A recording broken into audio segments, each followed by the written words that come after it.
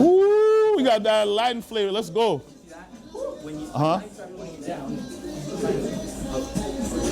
Matt's into that shit. He's a tall boy. Let's go, Joe. Joe's the motherfucking man. We got the Grand Wizard in this bitch. Hey, nice. Excellent, excellent. Clean throw, buddy. Clean throw. Nice, Corrado. Fight for them underhooks. Fight for them collar ties, right? You got to shuck those collar ties if you don't like them. Whoop. Right? Try stepping on front, Corrado. Try stepping on front. That's it. Nice balance, boys. Get rid of that double underhook. Pummel for the inside. You're going to pummel on... Try to get him through the top of his arms, right? Yeah, you need an underhook. That's it. That's it. Nice. Take that shit. Let's go. Very good, guys. No. I borrowed Jay Gilmore since he's here in this motherfucker, man. Just on your back. Guys, we're experimenting with full mount. I can't, in good mind, teach you submissions from full mount without teaching you how to maintain it first. That's the point of these drills. I want you guys to spend the actual time doing the thing that we're going to end up doing. If you want to be able to maintain mount, you got to maintain mount. That's how the subs come. The subs don't come from me just attacking stuff as soon as I get here. It comes from smashing the dude, making him uncomfortable, disrupting his breathing, putting your fucking chest in his face, mother's milk, whatever you want to call it, right? I'm trying to make him uncomfortable, period, right? I don't want to focus too much on squeezing my legs. I just want the gentle pressure, right? This isn't ever a stable position. For those of you guys who are having trouble finishing it, it's because you're not stable to begin with. He is naturally going to buck, no matter what. He's going to start moving and trying to get me off balance. And if I don't have balance, then I'm going over, right? So even as you're attempting these like mount style chokes, there's always a high probability that you're gonna get swept over. That's fine. But the beauty is if you set up the choke properly, it doesn't matter what happens. Even if he sweeps you, the choke's locked on, right? That's why the collar choke is especially important, right? You can still maintain stability if my hand's out and I'm in the right position. Now, the problem is if I go over this way, I can't stop it no matter what I do. Even if I put if somebody that's experienced is going to bring you over no matter what. So there's a point of no return with this move, right? Whether it's thumb up or thumb down, whatever. Sometimes I like knuckle down so I can maintain, a little bit of a better posture. But for the most part, I have my hand on the ground and I'm circling and I'm circling. Now, when I get to the point of no return, I'm going to latch on the choke. And usually I just grab whatever the hell's there. It could be lapel, I don't care what's there. In real life, I'm grabbing the guy's trap, I'm pulling that muscle, I'm squeezing everything there, making it damn uncomfortable, right? Boom, once I hit the point of no return, boom, I latch on, right? From here, I'm doing a few things. I'm bringing my elbows to my hips, and I'm dropping my head to the ground. And what I'm doing is I'm taking away the space. That's basically all that's happening. I'm doing like a crunch, right? It's not in the arms, right? It's in me taking away the space that makes this move effective. So I get my collar, right? Hand on the ground, I start moving. Once I get to the balance point of no return, I'm just gonna latch, right?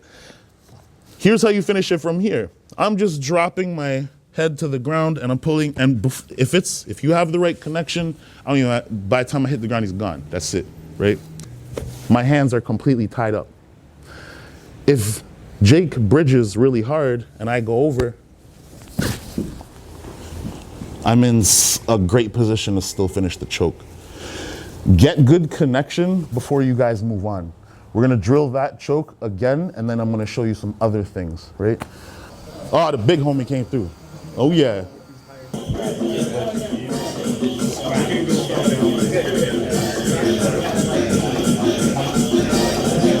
There we go.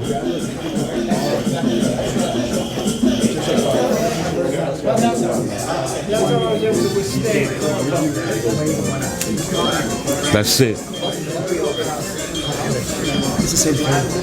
Woo! It's there still, right?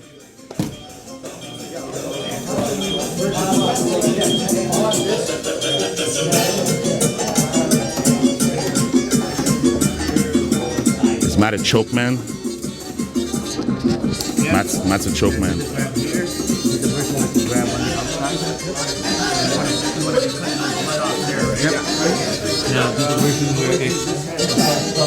Jelly in this bitch.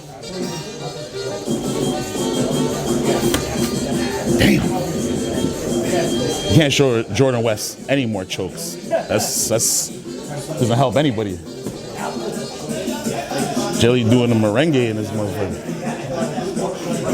Ali here just checking up on business. Ali just checking out business, you know what I mean? How's it going? How's it going? How's it going? You don't miss the action. That's a fact. Oh, we got a special guest.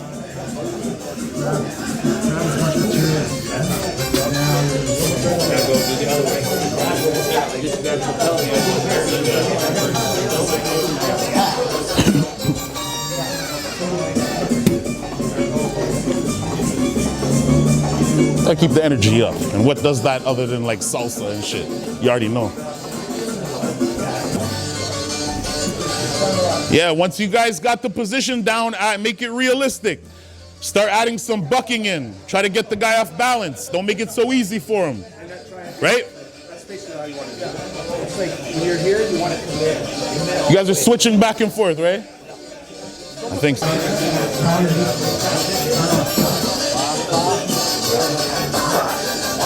You're in good hands, my friend. You're in good hands. Good. You should pinch in it. So hold on, don't. Before you do that, like open the gi. You're gonna open the gi, insert your hand, and zip tie your way up. And then grab. You see how that sucks? No matter where you move, it sucks, right? Get the zip tie. Oh snap. Let's go, buddy. How you doing? Thanks for showing up, buddy. Come on in, man. Come on in. You know what? Here, Jelly, can you work with Park? Park's in this bitch. Look at this. Motherfucking Park, boy. A lot of guest appearances today. They all came through. You know who it is. All right, guys, couple key tips to kind of like, you know. All right, so a couple of key tips just to kind of help get the setup going. The connection is what's important before you make this move happen, right? The way I like to set up most of my chokes is I like to open the gi, and this works for all the chokes, whether I'm on somebody's back or I'm on the front or I'm in side control. The way I set up my chokes is always the same, and it's why I have a high success rate. I like to like zip tie my hand into position, if that makes sense. Like, you know what I'm like, zip lock, freezer lock, whatever, you know what I mean? How it zips up, that's kind of what I do with my hand. I open the gi up, I'll insert my hand, and I'll use that groove in my thumb to slide all the way up the gi. I'm pulling it. Boom, and that's super tight to begin with. It's creating a pressure that's already uncomfortable, right? Whether it's thumb up or thumb down, whatever you end up getting for now, which, you know, you get what you can get at this point, at this level, right? I personally like palm down, I zip tie. I put my hand in and I zip tie up and get good connection. And then I put pressure on the trachea, right? I'm moving, and when I get to the point of no return, I'm also making connection to his neck before I grab anything. By the time I start going to the mat, there's the arm starting to raise already in victory, right? So yeah, just that's a couple of key pointers there. Now we're gonna move on to something different today because we've already covered that, right? You guys can experiment with that. It's super easy to get to. This is something that's a little bit more sneaky now. Now we're getting to sneaky shit, right? I like to smother my opponents, give them mother's milk, make sure the mic is in the right place and shit. Let's assume that I have like more of a based out situation, right? I want to attack Jake's neck without him really knowing what's going on. Because let's face it, if I'm upright and I start attacking his neck, he's just going to start defending. There's chances of sweeps. I don't like that stuff. I like to get stuff that's more definitive, right? I don't like going for chokes and having them fail, right? So one of my favorite chokes is the Ezekiel. So essentially so what I'm going to do is while I'm in the process of smothering and feeding him mother's milk, I'm going to get my hand behind his head, right? What I'm going to do is I'm going to use this hand and I'm going to put my head to the ground, right? And block what's happening over here on this side.